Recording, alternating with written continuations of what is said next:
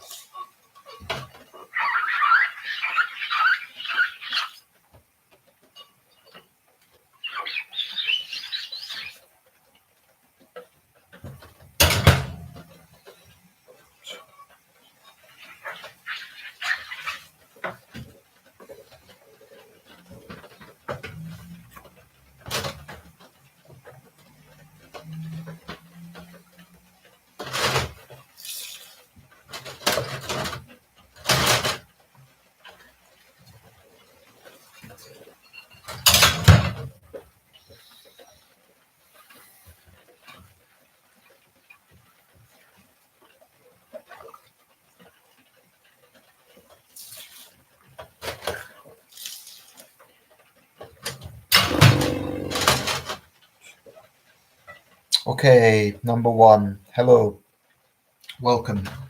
Let's see if we can get this going.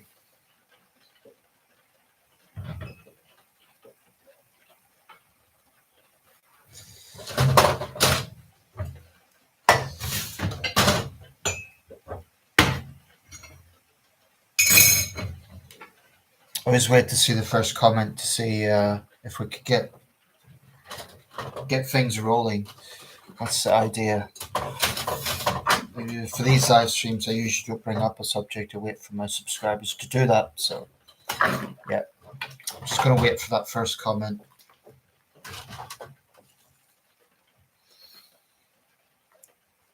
Toxic, is that you? I know you wanted to bring something up, so I don't know if that's yourself. There is a 40-second lapse. That's just so that when it gets busy, comments aren't blocking one another out. But at the moment, that shouldn't be the case.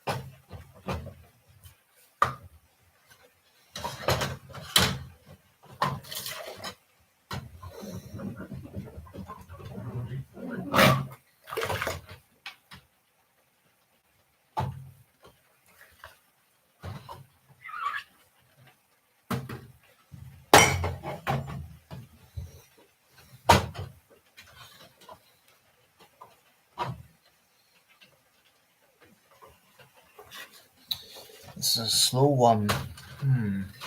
Don't want to abandon it, but this is a slow one.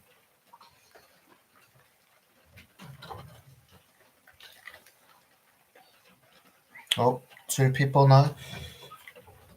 Remember, hey Thomas.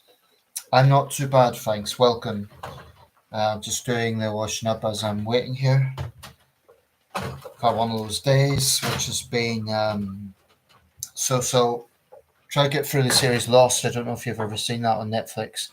Well, anyway, it's going to leave Netflix very soon, so I'm just going through it, trying to get through what I can. I'm editing photos whilst I'm doing it, so multitasking. How about yourself?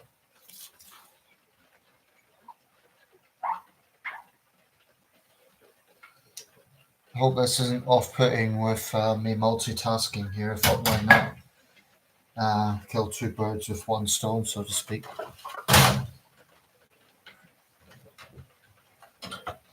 Okay, thanks. Can't say anything else. Yeah, I haven't seen it for a long time. It came up on Netflix. I thought I'll just check it out because the show had critical acclaim. It's been called one of the best shows ever made. The basic premise is a group of survivors from a plane crash on an island in the South Pacific. And the first series, it goes through the backstories of each character. I like the first series and the second series. The third series, I must admit, and the fourth series were quite confusing because it got into lots of overlapping stories and then it started introducing time lapses and stuff. The fifth series is kind of like that as well. So it's quite a confusing series to follow, but there is some strong characters. I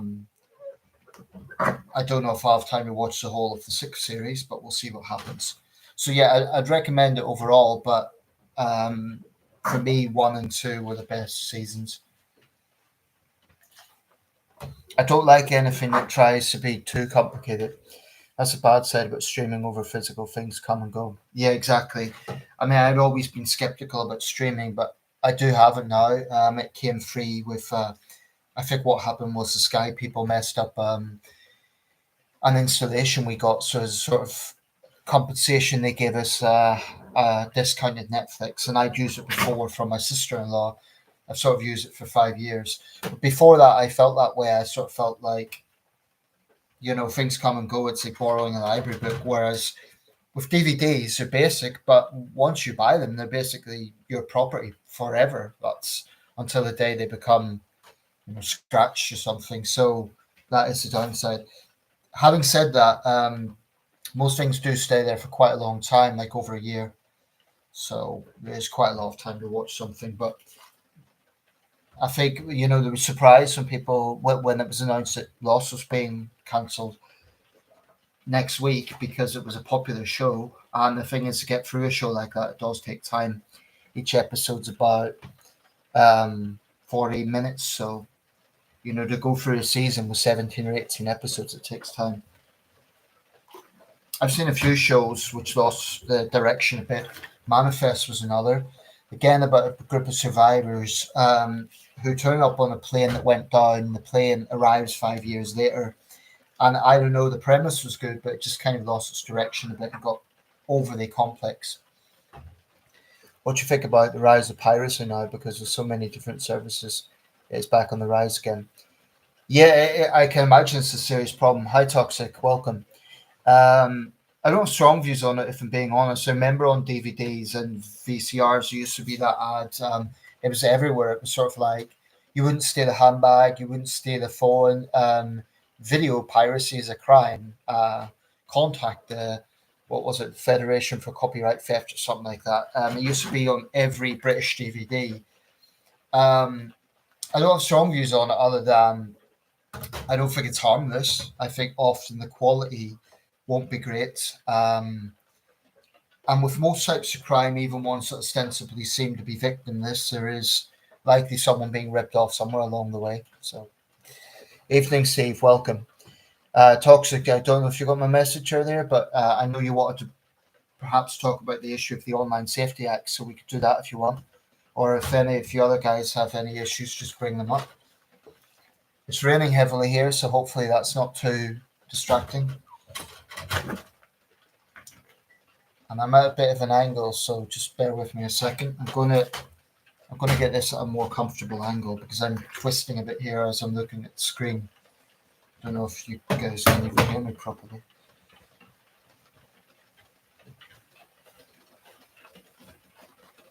I think it's important to raise awareness about how the internet, games, and even media are being affected by increasing censorship under the pretense of protecting people, especially children. So I think you're referring to the Online Safety Act, among other things, Toxic. As I've said before, I don't know too much about this in details, but I understand that there is overreach involved. Trump brought it up at his meeting with Starmer, and Starmer pointed out the importance of protecting children. I think you mentioned, Toxic, that there can already be common sense methods in place, for example, stronger parental checks and parental locks. Um, I would also, I share your concerns about censorship. I think, as an example of this, if you look at news sources, right, so news stories that you can comment on. I'm sorry, that rain's quite heavy, so I hope it's not too distracting. Yeah, anyway, very often you'll get a message saying this comment goes against the community standards. Well, you guys know me, I'm outspoken, I'm opinionated, but the thing is, there's no consistency. There's nothing to say a particular comment's offensive and another one isn't. So, we're talking about censorship, Toxic, but a lot of it is also automated, like AI or I don't know precisely the technology that's used, but I'm suspicious of that because if there isn't human common sense being used, that's a slippery slope. Moist Critical's recent video, don't be fooled by this, breaks this down very thoughtful way. I'm going to have to get around to checking out some of his stuff. I know you mentioned this in the last live stream, and I sort of had a glimpse at it, but I didn't look at it in detail. So I'll try and do that. Moist Critical. The concern isn't just about safety, it's about surveillance and shifting responsibility away from guardians and parents, not the entire internet ecosystem. Yeah, I guess the concern is, collective punishment almost. That because there are some irresponsible parents, then everyone else pays the price. I know there's been absurd examples of things being censored that really shouldn't be. For example, lectures, academic lectures, that sort of thing. The UK's Online Safety Act in particular raises serious questions about privacy and freedom. While I support the idea of democratic accountability, I've grown disillusioned with how easily core, and I'll let you finish your sentence there. You see, I'm my view with this, I do share your concerns. I do think that some censorship is understandable. Now, hear me out on that.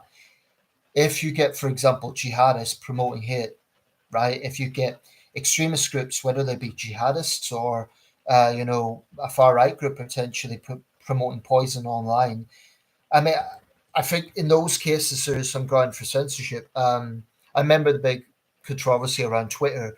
Trump was spewing out lie after lie after lie. So was Elon Musk. I would argue that when you get someone who's that powerful and influential, when they lie, it has an impact. So at the very least, what YouTube started doing was putting little disclaimers saying, for example, when RT was still airing in this country, they said this is Russian state media. They didn't cancel the videos, but they had that. Okay, I'm just going to read the rest of your comment and then read some of the other comments. It's coming quite fast now. Bear with me a second. My mouse is playing up a bit. Let's see. Disillusion with how easily core, isolated concerns, similar patterns are emerging in many democracies around the world. I say this not to undermine democracy as an ideal, but to express deep concern over how it's being. And I think that sentence is cut off. So, guys, just stop commenting for a second because there's a few coming through here. Just give it a few seconds because I want to cover everyone. Issue is that it not only works for companies that comply, a lot of the bad stuff that children might see would be illegal anyway, so they won't comply. That's a good point. That's why many consider it overreach. I mean, it's a bit like, I don't want to digress from this, but the fact that Palestine Action was prescribed, there's already laws dealing with, for example, vandalism or highway trespass, that sort of thing. I'm a little skeptical of banning the whole organization and arresting people who are simply holding up placards. Now, if they're engaging in just stop oil type stunts, for sure, I'd throw the book at them. But it's all about proportionality and also about policing resources. Okay, guys, just give me a second. I will get back to this, but trying to, as you can see, I'm multitasking here. What's your view on small right-wing parties like Homeland, UKIP, and Advance UK making their selling point as opposition to Nigel Farage? I think it's kind of laughable. He's not in power. That's a good point, Steve. Well, actually, I think it was you mentioning Homeland that made me think about them, and I actually quote them in my videos about the hotel protests. Because when the right say that there's absolutely no far-right influence, I think that's disingenuous. I think there is far-right influence. I think there's a lot of distortion going on. For example, one migrant has committed a crime or is accused of committing a crime, or let's say even a few are, then they're all tarred with the same brush. Things like that. It's kind of laughable to see the hard right turning on the hard right. It's not dissimilar to, hard left factionalism. I mean, if they had any sense, whatever disagreements they have with Farage and Reform, they would want to see them in power, because Homeland has about as much chance of getting into Downing Street as Putin has of becoming a lover of Ukraine. It's just, so they have to be realistic. That's my issue with small parties. They're not always realistic. Okay, I'll get back to the comments in a second, guys. Just, I'm literally going to wrap this up. I suppose it's not the most practical thing to do during a live stream, but thought kill two birds with one stone. So give me 10 seconds, guys. I'm going to read out the comments and address them, but I literally have my hands full here. And I don't want to abandon this while the water's warm. Okay, let's see. Okay. As someone born in Northern Ireland, I care deeply about my home, but I also wrestle with serious doubts about its current direction. I hope more people can openly discuss this without being silenced. According to Spike, they did come out with a report that the police overreach is growing a lot more too. Well, there's no question about that. Absolutely no question about it. Sometimes I sympathise with the police when they're dealing with angry protesters and counter-protesters. It's a real balancing act involved, but they have absolutely not helped their own case. I would scrap non-crime hate incidents. I think they're using up police resources. It's, it's just ridiculous. That's the other thing about the Palestine Action policing. That takes away resources from, for example, shoplifting and other such crimes, because the Met are investing for numbers into that. Let's see. Okay, King of America. Hello. Forgot to ask last time, but you once said in a recent video that the culture wars are not as profound in the UK than the US. Wondered if you would elaborate, because I thought it was vice versa.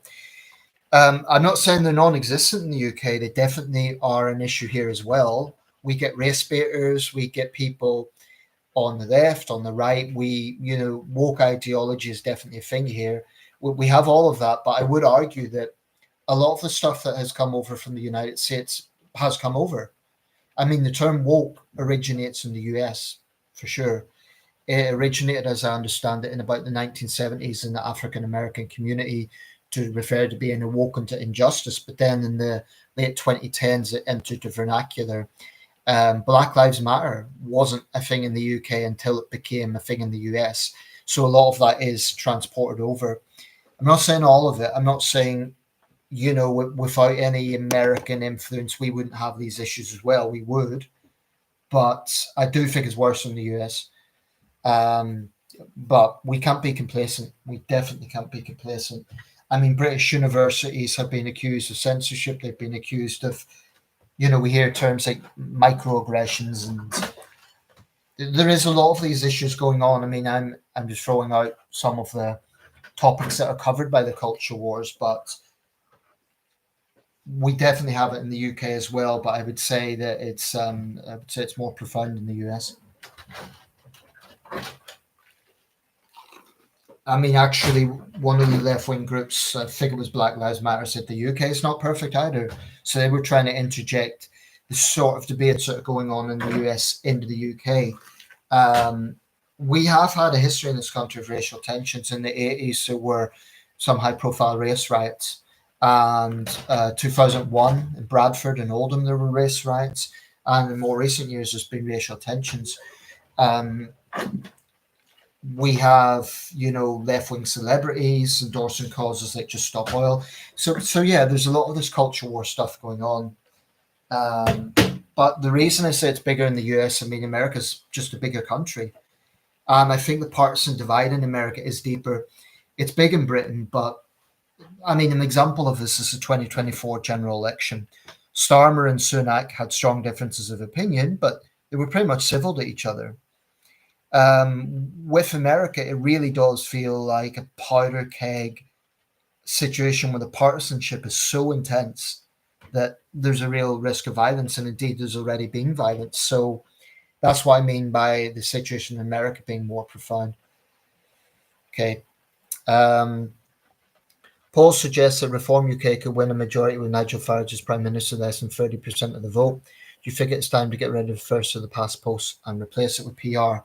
Well, back in 2011, I was actually involved in the campaign to change the electoral system. At that time, I was a member of the Liberal Democrats, and that has long been part of their platform. Ironically, Reform was against this for a long time, the idea of electoral change, until they realised actually they could benefit from it. It's sort of ironic, it's the same thing about young voters. Farage is against reducing the voting age to 16, yet it wouldn't necessarily be a case that all young people are left-wing. Some might vote Reform. In terms of, guys, just stop the comments coming through for a second. There's just too many. Can you just halt it for a second because I'm trying to read them. Let's see here. Because I just don't want to miss any comments, I don't want anyone to feel that they're not being heard. So bear with me a second. Okay. Yeah, Welsh Cowboy. I mean, these are strange days, Labour won a landslide last year, yet they're not in a honeymoon period. I would compare this to New Labour in 1998, right? So 1 year into that government, Tony Blair was in a pretty strong position. There was no signs that his government would collapse anytime soon. And indeed, it lasted for a decade. With Keir Starmer, he doesn't look anywhere near that. I think the public are more angry, more disillusioned than they were in the late 90s. So I do think the Reform success may be exaggerated, but strange things have happened, in politics in recent years, things that weren't expected. So I wouldn't rule it out. And I think it's time to get past first. Do I think it's time for electoral reform? Well, in some ways, you could argue that it's unfair because a party that gets 30% of the vote gets into power. But I don't know, there's different views on this. I mean, the party or the candidate that gets the most votes wins. That, in a sense, sounds fair. Because if you combine the remaining votes, I think the argument against electoral reform is you'd end up in a situation of coalition governments, and It might work in Germany and the Netherlands, but it's just not popular in the UK. We saw that with the coalition government we had. So I don't know. I have mixed views on this. I'm not against the idea of electoral reform, but I'm not sure that it would be entirely workable in terms of stability. And one thing this country really, really needs is stability. You know, in the 2010s, we had, what was it, four general elections? Yeah, four general elections and two divisive referendums. So part of me does feel we need the dust to settle. I mean, people calling for another general election. There's a lot I don't like about Labour, but okay, who do you vote for? Well, reform people will want reform to win, obviously. I mean, I always find it funny when they say vote reform as if that's going to make me do it. You know, voting is a very important thing, and I think people should give a lot of thought as to who they vote for. Um, so basically, yeah, I've mixed views on that, and I'm certainly not eager to see a general election immediately, but I won't be voting for Labour. I saw a comment on a recent UKIP video, some dude with a swastika and a quote of Hitler on his profile made me do a double take. Yeah, I mean, the internet can be a deep vortex of some pretty toxic stuff. Toxic. And I'm not talking about this toxic. As a fun fact, Nathan, I have randomly stumbled across an ad that is actually banned from the UK. It's satirical but very true. Still, it's available on YouTube. Well, how can you see it if it's banned? I mean, what do you mean by banned? Is it banned on TV or um, what's the ad? What's it about? I mean, I'm just wondering how can you see it, because if it's banned, yeah, how can you see it? Do you have a VPN or?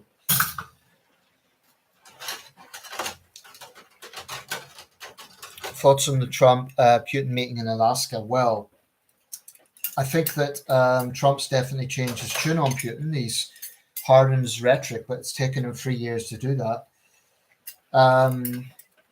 You know, Trump attacked Biden for being soft on Putin. He claimed that there'd be no invasion of Ukraine if Biden had taken a different approach. Biden had a high-profile meeting, of course, with Putin in Geneva in 2021.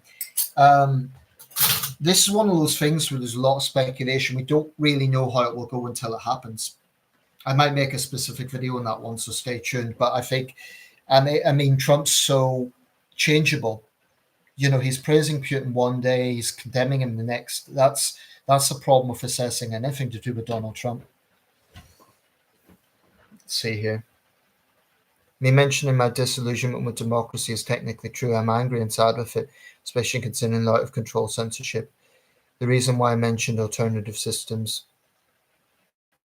One of the two that do stick out to me is technocratic constitutional democracies and civic republican meritocracies. I think you remember these two.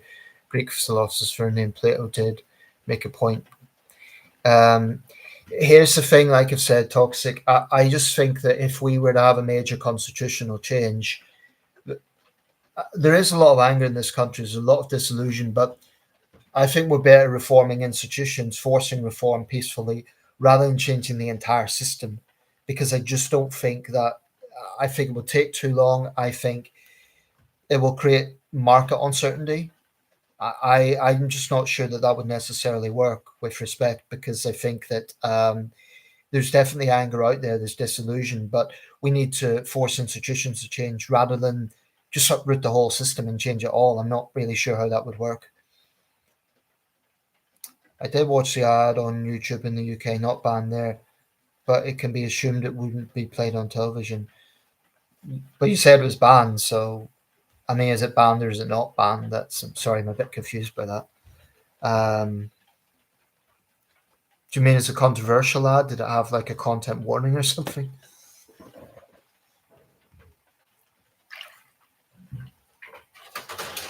You guys, I'm almost wrapped up with this. I mean, this is the sort of flow that I like. I'm just letting you know that the comments may overlap one another, so apologies if I don't read them all out. Thomas, I have someone on my Facebook who was posting racist content. People accuse him of being racist, and he didn't even deny it. Yeah, I covered this literally today, actually.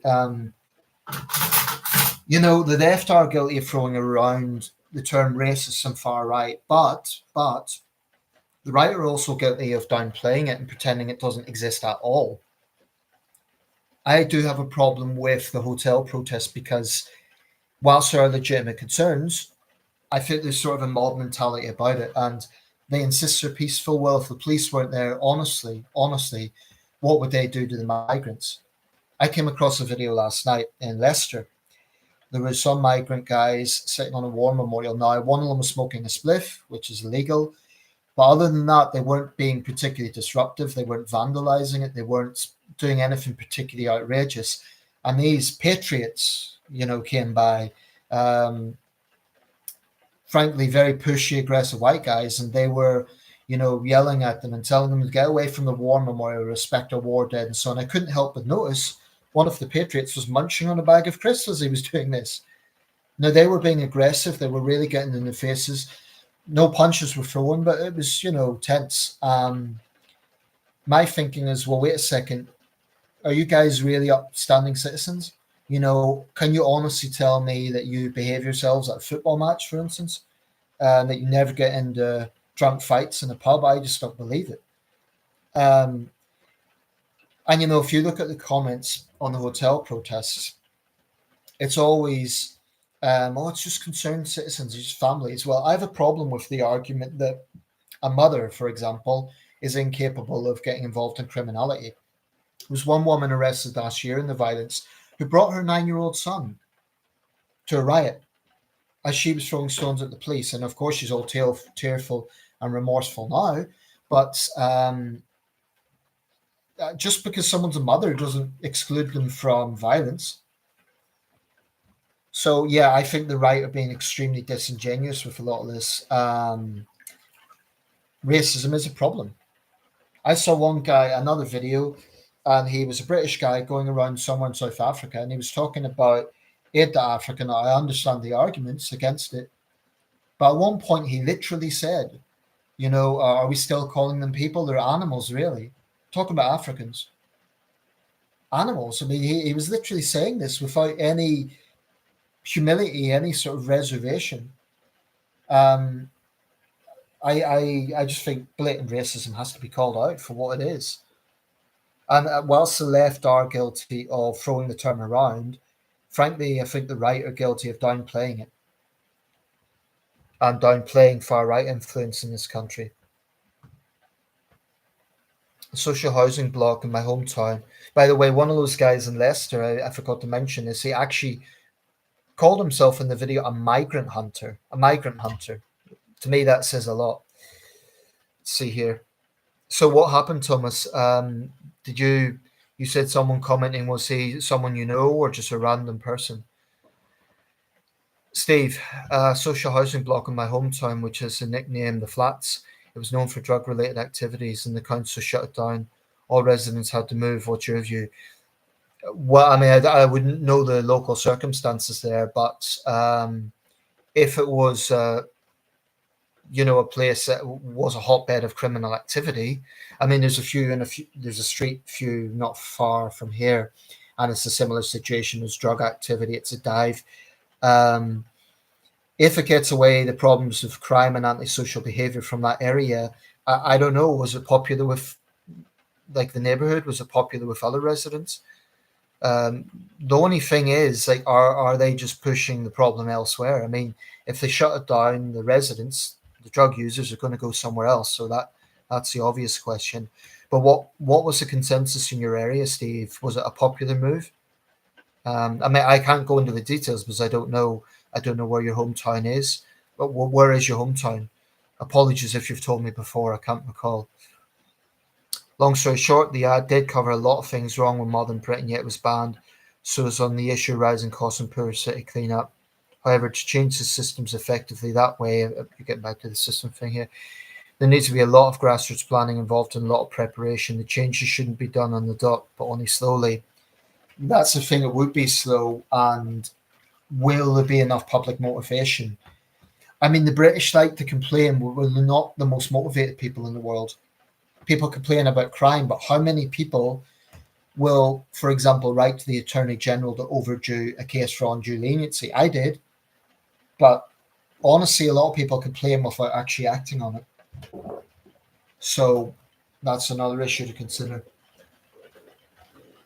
That's pretty heavy rain tonight. My goodness. I usually have a window open because it's like gets warm up here. Whoa, that really is heavy. I'm going to speak louder. Let's see here. Right, I'm going to sit down, guys. Yeah, I mean, the thing is, Toxic, I respect your sincerity with this, but one thing that you see from sociopolitics is the public like things to be simple. And I think, you're talking about political models and grassroots campaigns, all this sort of thing. That's all valid. But in terms of delivery, it has to be made simple to the public, because most people, honestly, they're concerned and frustrated about everyday things, but they're not necessarily. I don't think they're necessarily calling for an overthrow of the entire system, even if it's a gradual process. Would you bring back the death penalty for people who are 110% guilty, i.e., caught in the act with CCTV, very strong conditions such as Axel Rudakabana? That's an interesting question. I think some people arguably warrant the death penalty. I know Barack Obama supported the death penalty for extreme cases, but there is actually an interesting argument against it, which may not be an argument you would expect. That is to say that arguably for the worst offenders, the death penalty is actually an easy way out. I mean, if someone like Rudakabana, for instance, a heinous crime he committed, does he not suffer more by being behind bars forever rather than being executed, say, next year? There is an argument that lifetime imprisonment or long term imprisonment is a harsher punishment than actually a relatively quick death. Because if it was a long drop, if we use hanging, not to be morbid, but this is part of the debate, it's that would be a quick death.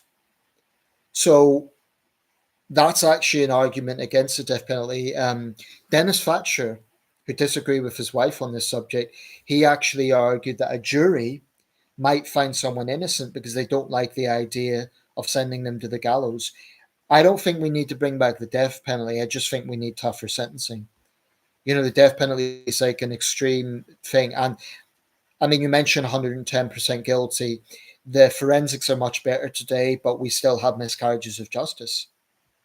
Like the guy who spent 17 years in prison because of the fact that Greater Manchester Police messed up his case. Um, had the death penalty been enforced when he was imprisoned, that would be an innocent man being executed for a crime he didn't commit. Um, at least with imprisonment, if there is a serious cause for miscarriage of justice. I mean, some people would argue Lucy Letby deserves the gallows, and yet there's many others who have serious doubts on her conviction. So what do we do in a situation like that if we have the death penalty? That's my concern. So to answer the question, I wouldn't necessarily bring back the death penalty, but I would increase the number of whole life tariffs. I'd increase sentencing in general for violent young offenders, for dangerous driving, whereby someone has been killed or seriously injured, for violent home invasion, that sort of thing. There's a lot of crimes I would increase the sentence for.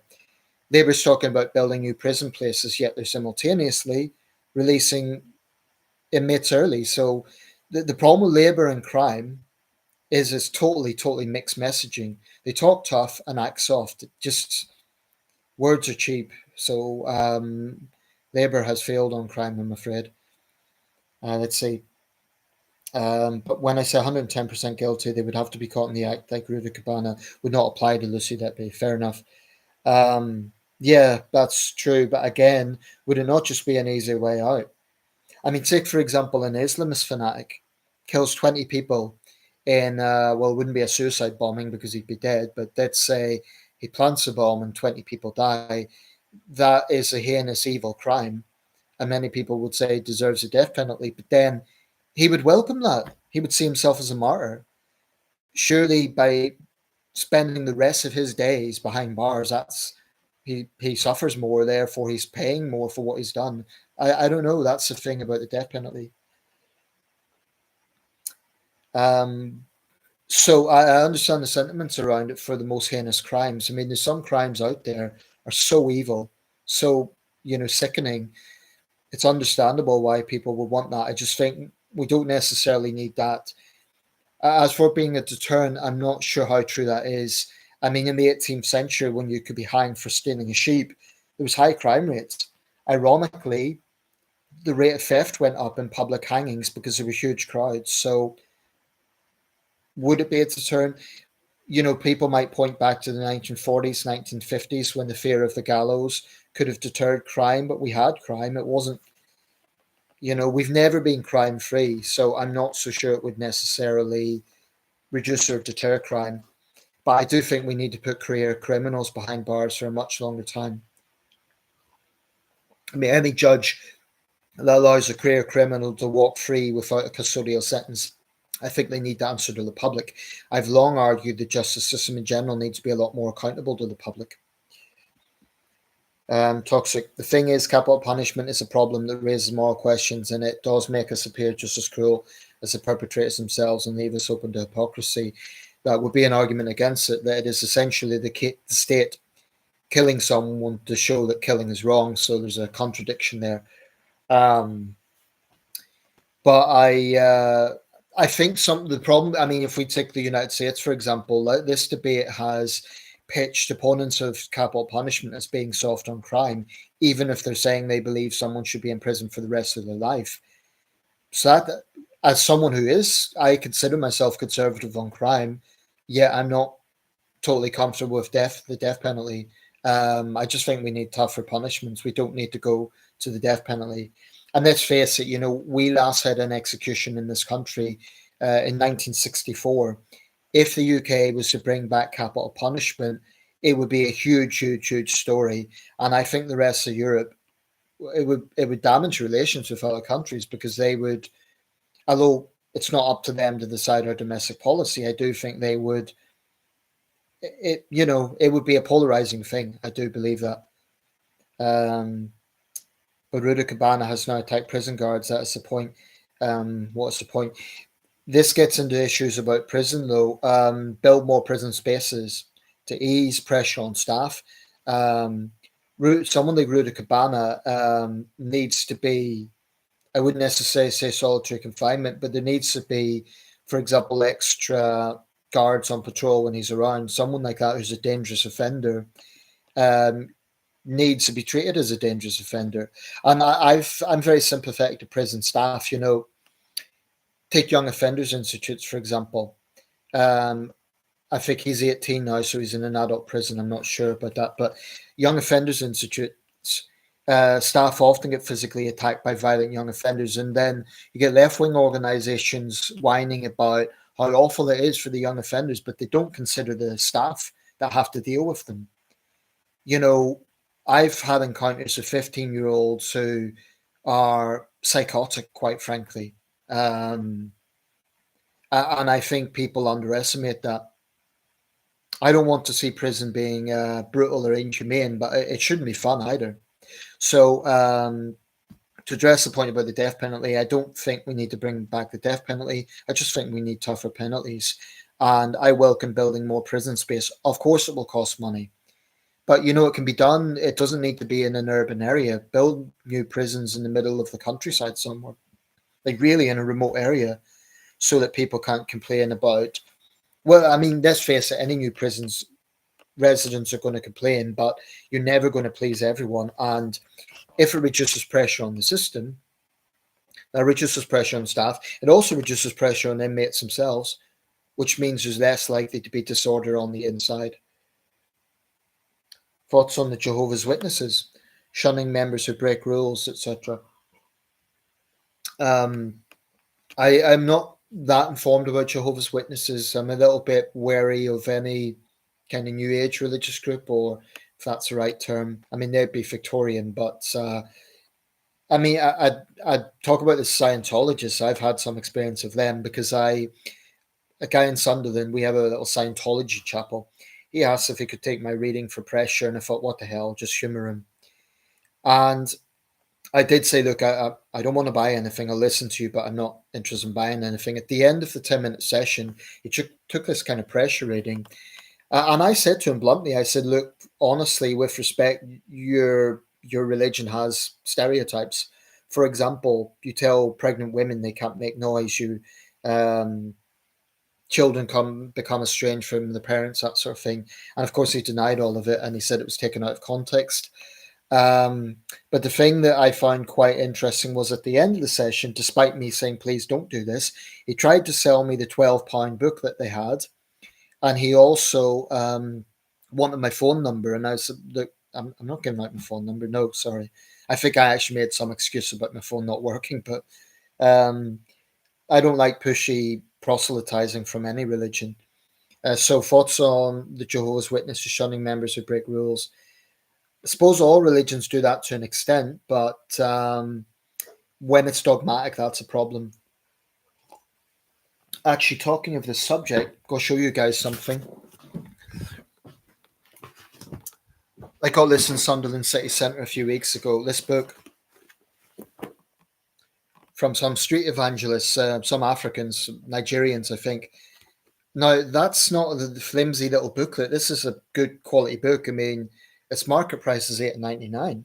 They were just handing these out for free. There's no way I'm going to read it cover to cover. It's largely biblical stuff, but it's getting into, I mean, the great controversy. Have you ever wondered about the past? Have you ever thought about why we have religious freedom today, freedom of speech, and our belief in free choice? Have you ever contemplated about the past, present, and also? Here's the thing. I mean, I come from an Anglican background. For me, I'm quite boring. I like quite straightforward religion. I'm not very religious, but I have some faith. And to me, this is just a bit like it's not particularly harmful, but it's a little bit fringe. So I'd be a little bit wary of something like this. I mean, there's nothing overly overtly conspiracy theory in this. It seems to be just analysis of theology, but the great controversy, it sounds like something you'd read on a QAnon website. Here's another one. Be ye ready. Now we have, Twin Towers. We have, so this is the sort of stuff they were handing out in the street. My view on street preachers, I mean, they could be a bit annoying, but honestly, I'm not that bothered by them. I generally just give them a smile, thank them for their material, and move on. There's a guy, I don't know if you guys heard about this, I covered it in one of my videos, a street preacher in Rotherham. He asked a Muslim woman, she was in the hijab, about domestic violence, because it was actually a domestic violence stall. And he asked her about Quranic verses that appeared to justify domestic violence. And for that, he had police approach him and accuse him of a non-crime hate incident. And when he refused to give them his details, they arrested him. So that's the sort of thing we're seeing regarding free speech in this country.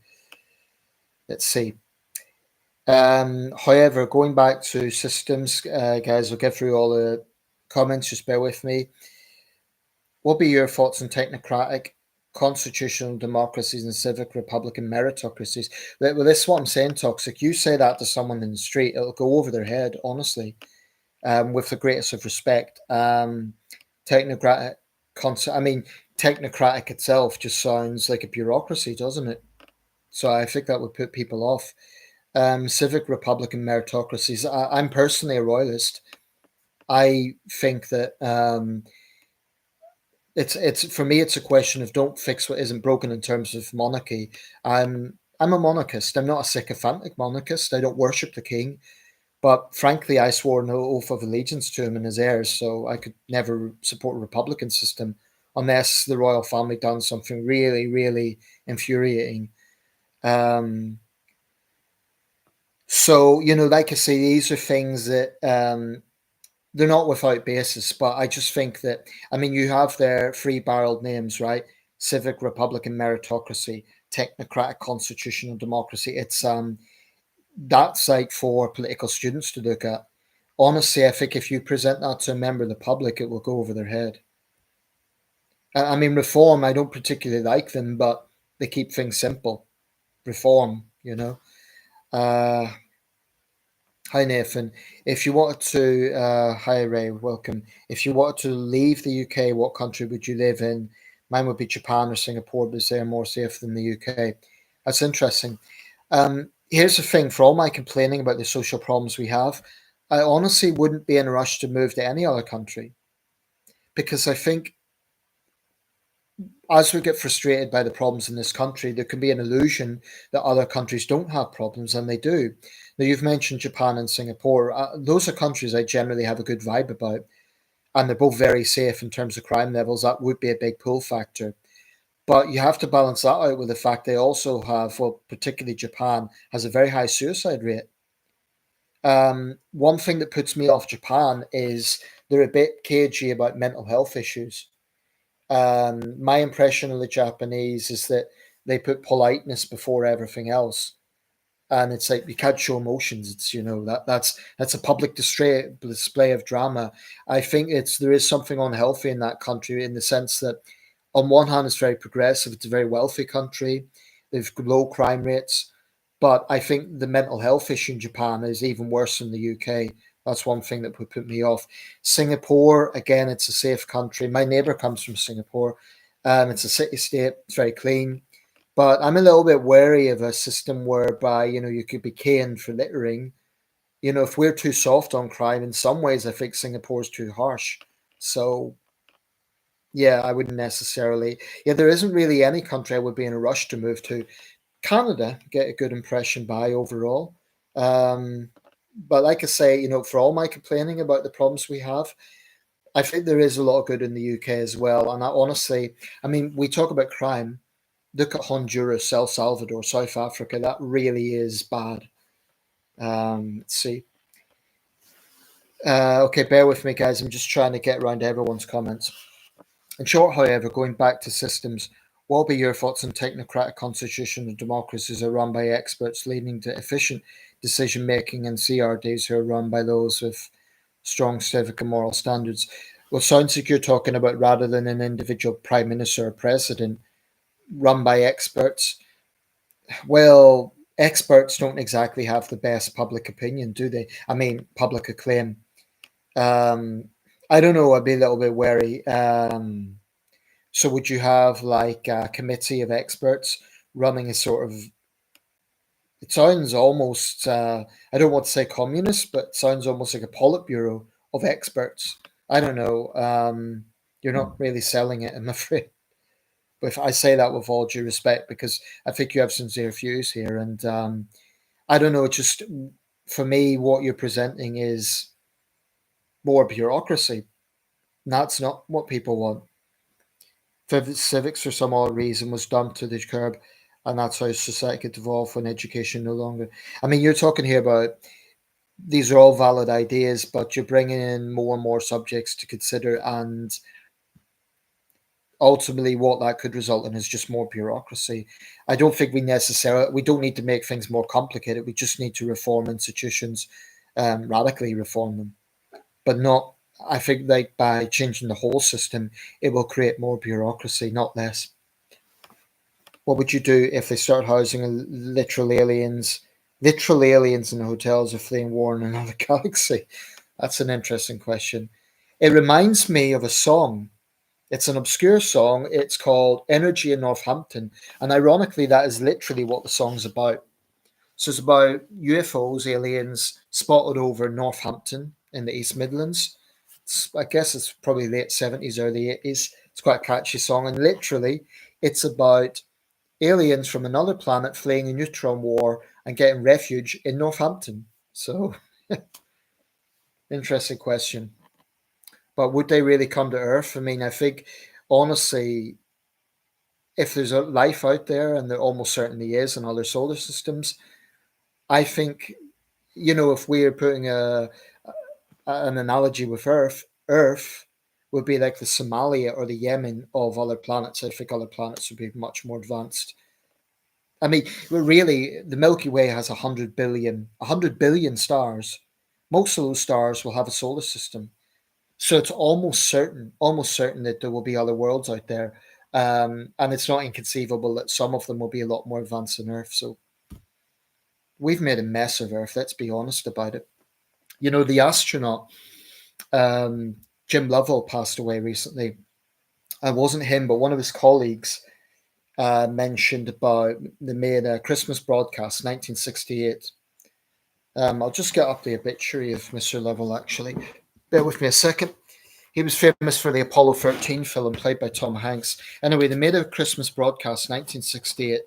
They read from the book of Genesis and they talked about back to everyone on the good earth. The point here is Earth is messed up. Yeah, it is our Earth. It's almost like, if I could draw an analogy, if you may have a really obnoxious member of your family, but you'll still defend them against an outsider, something like that.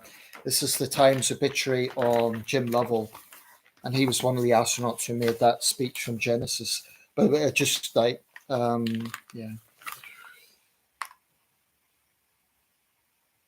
it's a piece in the Times. So, right, let's see here. Where are we?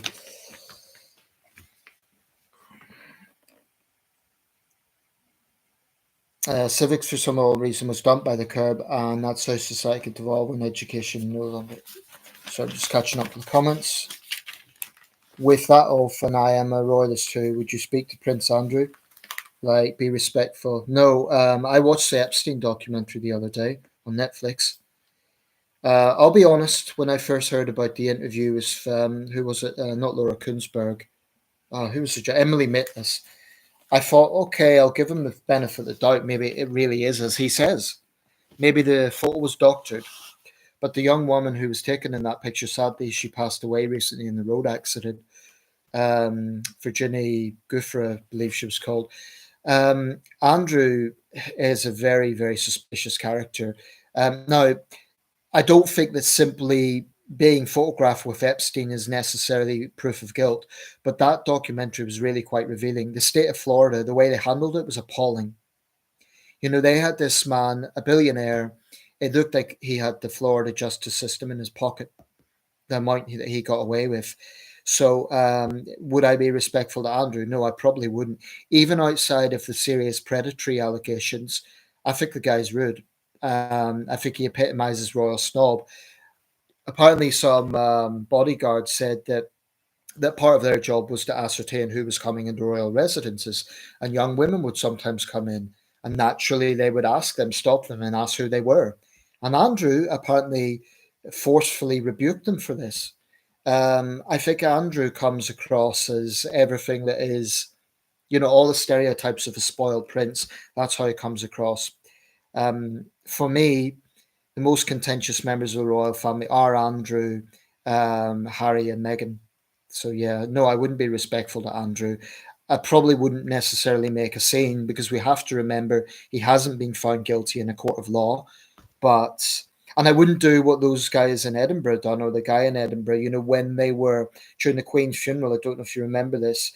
Andrew and his siblings, the King, Anne, Edward, were walking behind the coffin, and the guy heckled Andrew. To me, he might have thought he was having a go at Andrew, but I thought that was just disrespectful to the deceased, to the Queen, and also to Charles and Edward. It was their mother they were burying. I mean, heckling someone at a funeral, I just think that was uncalled for. But I will say that there shouldn't be immunity from prosecution for a member of the royal family. I know the King's distanced himself from Andrew, but if Andrew has committed criminal offences, I don't think he should be above the law. I will say that. I'm a royalist, but I'm not a sycophantic royalist. And I don't think that members of the royal family should be above the law. I know Princess Anne was once fined because one of her dogs bit a member of the public, so that's worth considering. Let's see, my arrow's playing up here. I'm trying to scroll down. Right. The founder of that religion, Scientology, was a science fiction writer, L. Ron Hubbard. Yeah, I'm familiar with that. And that says a lot, doesn't it? I mean, I don't know. I don't entirely trust the Scientologists. They're actually banned in Germany and some other countries as a cult. And I know they get very angry with being called that, but they do have some questionable practices. Ray Orrick, mine would be Switzerland or Japan, but Japan is where I would not live, just in case China invades or something else entirely. Yeah. I mean, don't get me wrong, I mostly get a good vibe from Japan. I almost dated a Japanese girl, actually, when I was going through online dating.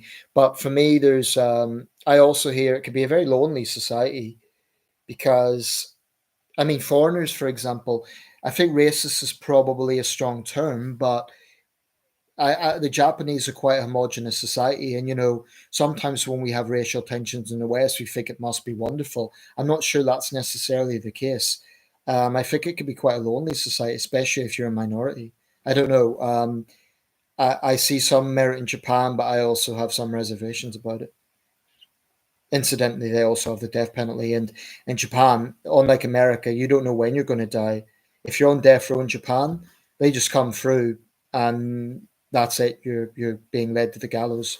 It's been, I think, their system's quite cruel. Keeping people in solitary confinement and then just coming in without any warning, without warning their families.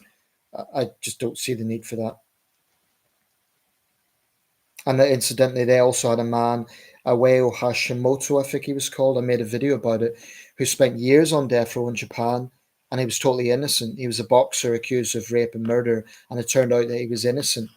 And it was one of Japan's longest running miscarriages of justice. Okay, let's see. I'm trying to approach all the comments here. Experts as in scientists, engineers, justice experts, among others. NTCD. Well, I mean, we already have justice experts, and look at the job they've done. The Sentencing Council is made up of justice experts, and look at our justice system. So I'm not convinced that experts are necessarily going to guarantee the best results. Because the problem sometimes with experts is they're in a bit of a bubble.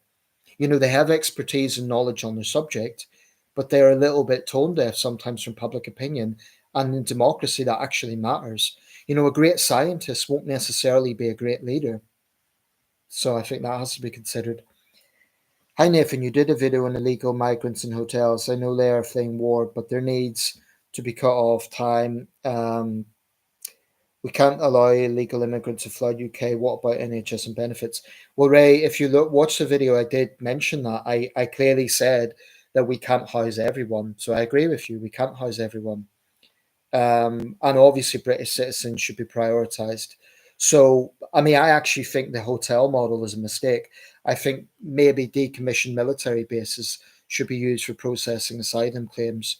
So I agree with you, but I did mention that in the video. What would you do if Donald Trump changed his name to Nathan Hazlett and then the left? So I'm just scrolling down. My name has a TH actually, but okay, there's a lot of comments here, guys. Just slow them down a little bit, please. What would you do if Donald Trump changed his name to Nathan Hazlett and the left went nuts at you? That would be very surreal. I'll have to send a government petition early in the freaking morning, though. Yeah. Kings of America, quite a different topic, but are you familiar with an English singer, Lily Allen? I am, yeah.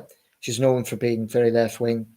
A number of her hit songs caused controversy, but she was also known for having hard left views. Recently, she has. Yeah, I'm not really a big fan of Lily Allen. I mean, in the 2000s, she was quite popular. But yeah, she's just another left wing celebrity, really. She's certainly not the only one. I mean, Emma Thompson, the actress, is a supporter of Just Stop Oil. So Lily Allen's not the only one. Let's see. So I'm trying to get through these. My arrow's going all over the place. It's very frustrating, whether there's dust in the system or what. Right, recently she has. Okay, I got cut off there from what you were saying about Lily Allen. Apologies for that. If it's, I put the setting on 40 seconds. I thought that would be about right. But there was something. Okay, admittedly, I actually had quite a crush on her when I was younger, but even I've lost a lot of respect for her now. She was kind of cute to me, not universally beautiful, but I can actually understand that. And she had a few decent songs. I mean, it was better than some of the rubbish we hear today. But I think that could be off putting in any celebrity when they become quite radically political. Okay, I wonder how the. Sorry, I'll read this comment. Oh, yes. Okay, Toxic, you're writing a lot of comments. Can you just slow down a second, please? I mean, I really do value your participation because there's nothing worse than a dead live stream, but just, I'm trying to get through all the comments. So please, just give a little rest before the next one. because my arrow's playing up, guys. So I'm trying to. Just bear with me a second.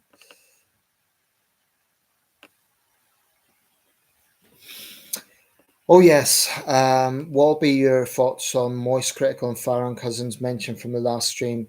I haven't had a chance to look at them in detail, but I mean Moist Critical. I'm intrigued by. Moist, I understand you don't know yet. What about Farron? Again, Farron, I don't know either. He's a far left Alex Jones. When you mentioned that, I did briefly look at them, but honestly, not in detail.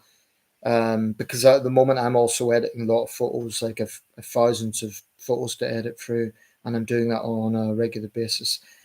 I wonder how the King feels deep down about Andrew. I think the King's a decent man, so I think he'll be genuinely angry about it. And I don't think the King and Andrew have ever been particularly close as brothers, so it probably won't do any favor. I mean, as King had done the right thing by stripping Andrew of some of his privileges. Um, I think it's embarrassing for the King. I think who knows? Who knows? I mean, I'd like to think the King is as disgusted by everyone else around the allegations, but who knows? In all fairness, with system change, I understand we may not be experts in that field, but it's still something worth chatting about. No, absolutely. I mean, I don't discredit the conversation. I just, like I say, I just would be wary of more bureaucracy. But if it was with political education, valid bodies, maybe. Admittedly, I actually had quite. Okay, I've read that. Um, trying here to. The damn arrow is going all over the place. Do you ever get that problem when the mouse arrow just takes on its own mind and it's very frustrating? Centrist Millennial, I also concerned about the far right in Japan gaining traction considering the new party coming into the fold. Yeah, that's been a thing in recent years. Because since World War II, Japan's had this sort of kind of war guilt, not as much as Germany, but they've made formal apologies and they officially talk about their armed forces as the self defense forces rather than the Japanese army. But there is definitely a hard right faction in Japan, a nationalist faction that are in total denial about what they've done in the war. And although that's now 80 years ago this month, it's a concern. I do think Japan is a country that would, you know, turn a blind eye to racism were to emerge. At the moment, because it's a homogenous society anyway, there isn't really racial tensions. But I can imagine that I can imagine that it's a sort of country where racism would be normalized. Um, so let's see. Hi Nathan, if you saw Jeremy Kyle in the street, would you call him a coward to his face, or would you give him a left hook? I'd very much want to give him a left hook. Actually, I've sometimes thought about this. If I ever saw like a celebrity that I hated, would I really confront them? Honestly, part of me would maybe hold back because I would not trust myself to not completely lose it, if I'm being honest. And obviously, I don't want to be arrested for assault. I couldn't say to the police, oh, the scumbag deserved it, because I would be arrested for assault. Also, I'd be a hypocrite because I've said that violence is never justified unless it's self defense. So I couldn't then do that to someone I don't like. I'd have to be arrested and I'd have to accept that. But would I confront him verbally? Maybe. Maybe. I mean, I think, for example, if I ever got books sold, let's say I'm on a talk show and Kyle happens to be there as well. He's one of the guests, and we're sitting in the green room, and then he goes to shake hands. I wouldn't shake his hand. I honestly don't know because I haven't been in this situation, but I hope to God that I wouldn't be um, weak. I hope I wouldn't be civil to him.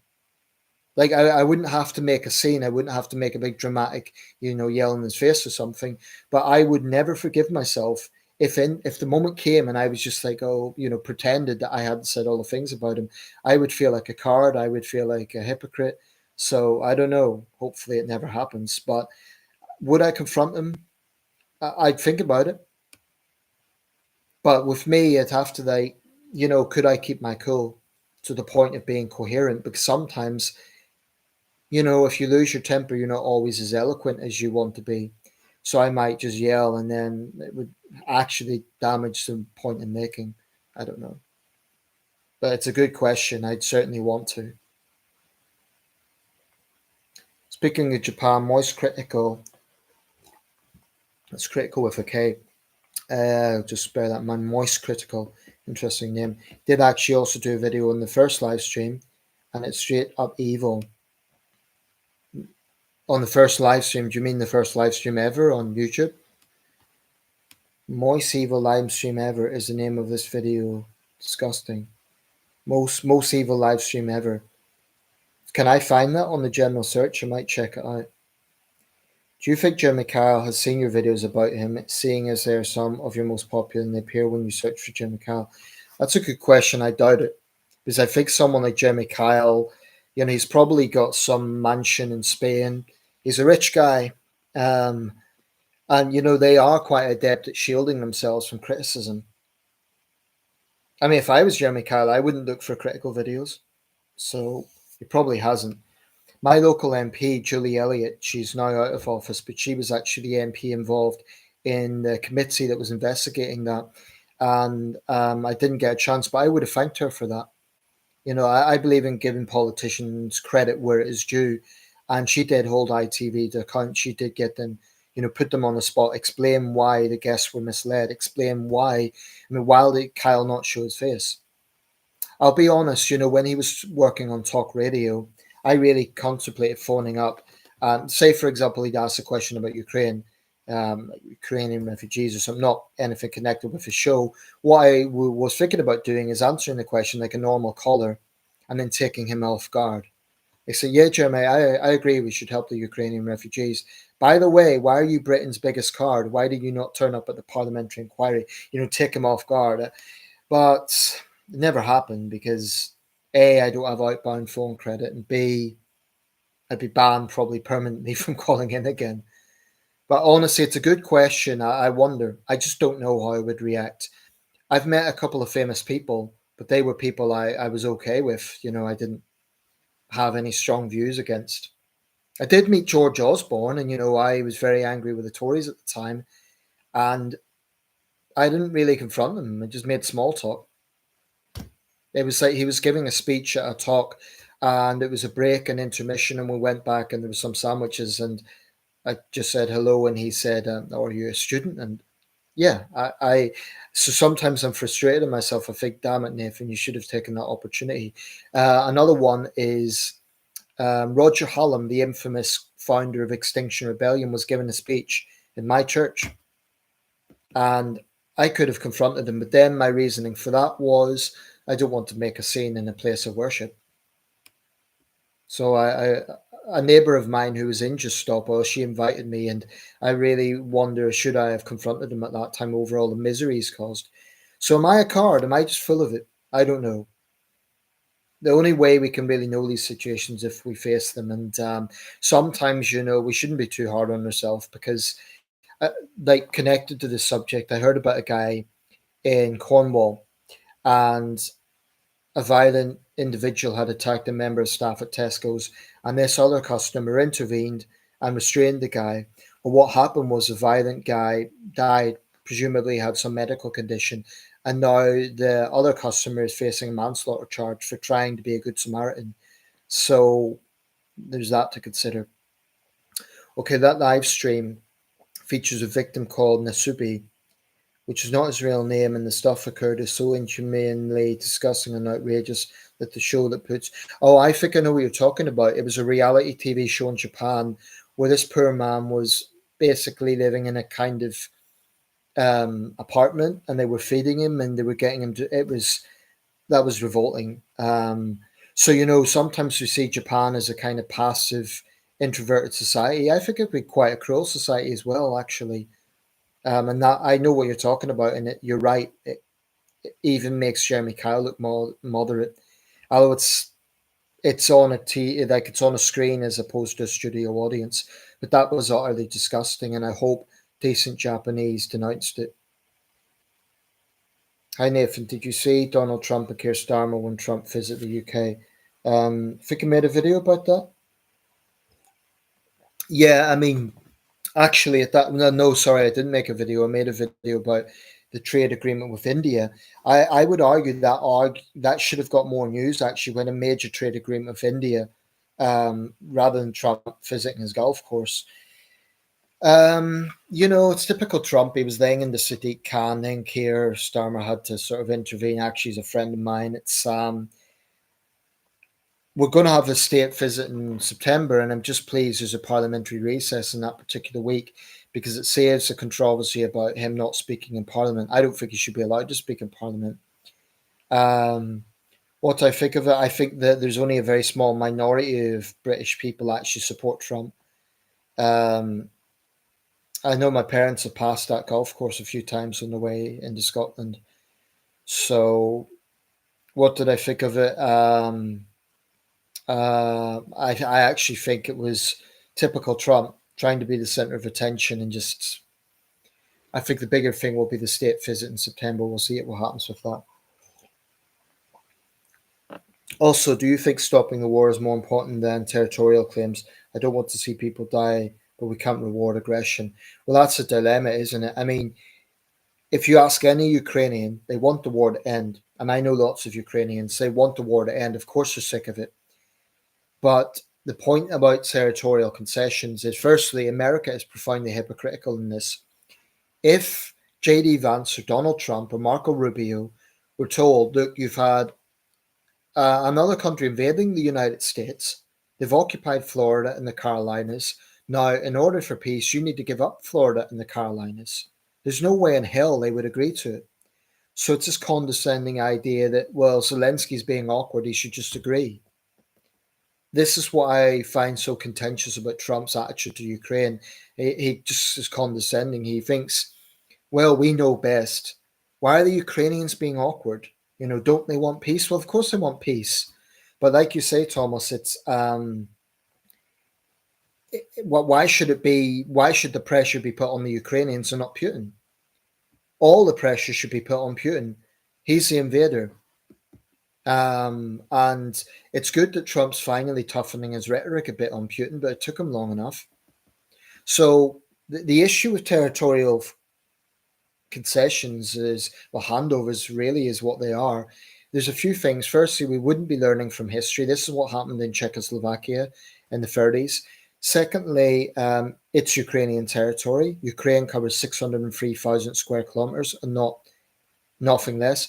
And thirdly, all of the Ukrainian soldiers and civilians who've died, their sacrifice would be in vain. It's like in the UK, if we suddenly handed the Falklands back to Argentina, the 255 British servicemen who died, it would be an insult to their sacrifice. So it's the same principle.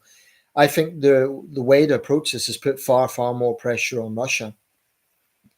I have a big problem with the pressure being put on Ukraine. Like, it's almost like saying to the homeowner, well, you've been burgled, but, we're going to put the onus on you to be, just let the burglar take what they've taken. I have a big problem with that. I mean, I'll be realistic. There may be some things that Zelensky has to be realistic about, but I think huge territorial concessions shouldn't be one of them. But this is the point, actually. The Ukrainians have upheld some of the terms. When there has been ceasefires, Ukraine is obliged by them. Russia hasn't. The point is, Russia is a gangster regime run by a gangster regime, and you just cannot negotiate with that sort of regime in a way that assumes they will have good motivations. Do you think British should legalise prostitution like the Netherlands if it's unsafe and the women are adults and clean? I think I may have addressed this in a video a few years back. The argument for legalising the sex trade is it can arguably make sex workers safer because it's underground, because it's illegal. Very often they're having to deal with violent individuals. They're being controlled by violent pimps. One interesting thing is, for example, if a sex worker is a victim of a serious crime like assault or rape, rape in that context would be like a guy's forcing himself onto her and he doesn't pay or something. If there is a customer who has witnessed it, he might be reluctant to go to the police because he's implicating himself in soliciting, which is a criminal offence. And I think it's stupid to have a situation whereby, we have a situation in this country which is like a halfway house. So promoting sex itself isn't illegal, but soliciting is. Well, either make it totally illegal or don't. I know that there's a lot of feminists want it completely banned, but sex workers themselves have argued for regulation over banning, and I would probably be more in favour of that. The question, of course, is if you had a daughter, would you want her in that? Well, I don't have a daughter, and of course I wouldn't. But this is just a reality in the world where it does exist. It's perhaps better to regulate it and create a safe environment as much as possible rather than driving it underground where sex workers are putting themselves in danger from, violent clients. Because if it was regulated, you'd have a situation whereby, yeah, you'd still perhaps have violent clients, but at least there'd be a better way to police that. At least there'd be a better way to hold them to account. Sadly, where there's been, I mean, I remember the Suffolk Strangler case, the police were criticised for treating the victims almost like criminals. So I certainly think it's something to look at.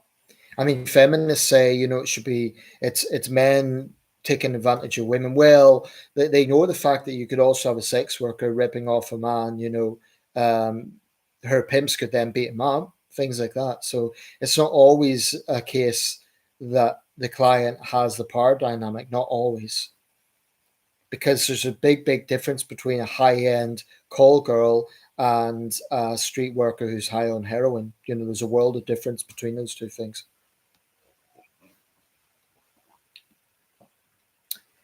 Don't know if you missed the other post I made, but I also said how Lily Allen was recently slammed for jokingly saying she can't remember how many abortions she's had. I didn't see any of that news, but left wing women who joke about this stuff aren't doing themselves any favors. My own view on the abortion thing is that I support it in cases of rape or incest. And I don't like the path that we've went down in this country whereby it's basically all legal, even up to late stage pregnancy. I think that's a bit extreme. And that wasn't even brought through parliamentary debate. Often anti abortion people are accused of being misogynist, but pro abortion people can be extremely intolerant and dogmatic as well. I think for left wing celebrities to joke about abortions, that's. They also pitch it as a male versus female issue. Well, there's many women against abortion, and let's not forget half of all fetuses are female. I personally think that when the organs are largely developed, like late stage fetal development, I'm uneasy about abortion. So if she said that, it's making light of a serious situation. I wouldn't necessarily go along with people who say that abortion is genocide. I consider life being from the point of birth, but still, I don't agree with like if she said that. Yeah, that's crude, and pro-choice advocates shouldn't endorse those sort of attitudes, those sort of statements, because it makes a mockery of their campaign. Let's see. Plus, the White House at one point pulled out a Rickroll meme to masquerade the files being released. It did happen. You're talking about the Epstein files here?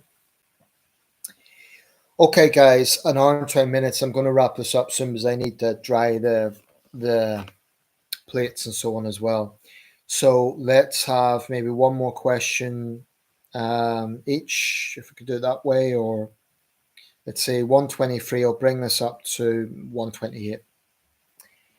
When it comes to Japan, how would you solve the suicide rates and birth crisis? This October, I am going to try and contact the Diet of Japan again. Not overly hopeful of any advice. To be honest, it's hard enough contacting our own MPs, never mind the parliament of another country. Good luck. I think probably what they would do, if you had a Japanese politician respond, they'd probably be defensive and in denial and say there's a distortion from the media. So good luck. But what I would do is encourage the Japanese to be more honest and more open about the mental health crisis.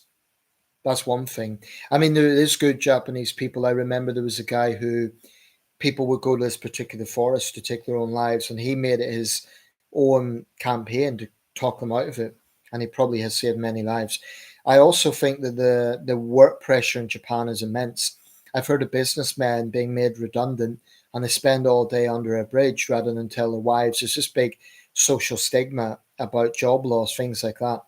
So I mean, I'm an outsider, but what I would say is be more open about mental health and don't be so rigid about honor when it comes to work.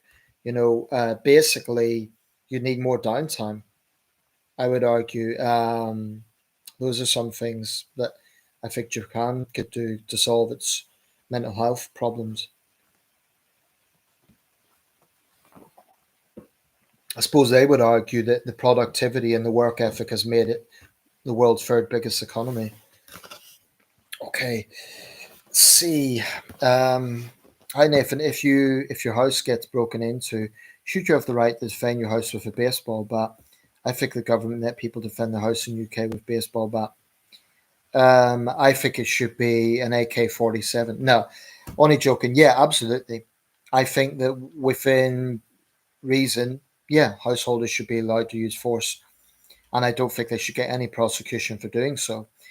Now, if they get the burglar, tie them up, and torture them all night, that's going too far, right? But I think if, particularly a vulnerable person, an older person, they hear a noise in the middle of the night, they see two young men at the bottom of their stairs, and in a panic, they get an ornament and chuck it at their head, and the guy's, suffers a concussion. I don't think they should get single prosecution. And I think it infuriates the public to see victims of crime persecuted like they're the criminals. So, yeah, absolutely, people must be allowed to defend themselves. There was a case actually where a burglar was on a street and two guys, a father and a son, pursued him and killed him, and they got a life sentence for that. Now, I took a view in that case. They shouldn't have been let away with it completely because they did go outside and confront him and actually kill the guy. They should have got some sort of sentence, but a life sentence? I don't know about that. I would have considered mitigating circumstances. So absolutely, I think people should be allowed to defend themselves and know that the law is on their side, and that's the problem. Most people think, okay, they'll be prosecuted for it, and even if that's not true, that is a perception. Thanks for answering my questions; means a lot. I will see you. Welcome. Thank you for your contribution. I'll try and check out Moist Critical. I'm intrigued by that video that you mentioned, most evil live stream ever. So I'll check that out. Ray, thank you. King of America, thank you. And everyone else who's been in this live stream. Thomas, thank you. Any more questions, guys? I'm going to wrap this up now. So apologies if I miss anyone. Steve, I think I'm just scrolling back here. Steve Davies, thank you. Okay, any more questions, guys? Right, that's it. I'm going to wrap this up now. Thank you for joining in. Have a good evening. Until the next live stream next month, 2 months, whenever it is. Thank you. And I'm going to check out Moist Critical. Okay. Thank you, guys. Have a good evening.